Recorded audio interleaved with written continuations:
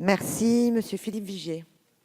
Madame la présidente, monsieur le ministre, sur le fait de lutter, et ça a été très bien dit par Véronique Louwagie à l'instant, contre tous les mécanismes qui permettent de détourner l'impôt, je pense qu'on sera tous d'accord sur ces bancs. Mais simplement, vous m'accorderez qu'on est devant un débat récurrent et un débat qui, au fil des années, entre guillemets, s'aggrave, puisqu'on voit que pour la seule année qui vient de s'écouler, le fameux plafonnement imposé par le Conseil constitutionnel a passé le cap du milliard. Et si on regarde, il y a eu un article de presse qui était assez édifiant, sur les 50 premières fortunes, il y en a 11 qui ne payaient pas 1 euro d'ISF. Les 39 dessous en payaient très peu ou avaient une diminution de 90%. Et en clair, ceux qui étaient rentrés dans l'ISF ou qui y sont avec un niveau de fortune moins important, eux, proportionnellement, payaient plus. Donc, où est l'équité fiscale dans cela? Ça montre qu'on arrive à un système qui est devenu complètement bloqué.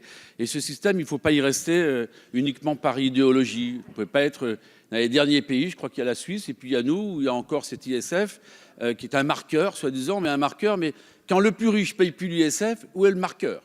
Le marqueur n'a plus de valeur. Je pense que là-dessus, on peut, me semble-t-il, se retrouver. Et puis, il y aura quand même un jour cette question à se poser. Alors vous allez nous dire pourquoi vous ne l'avez pas fait en votre temps, mais ça, c'est des questions récurrentes. Je vois que M. Muet me regarde.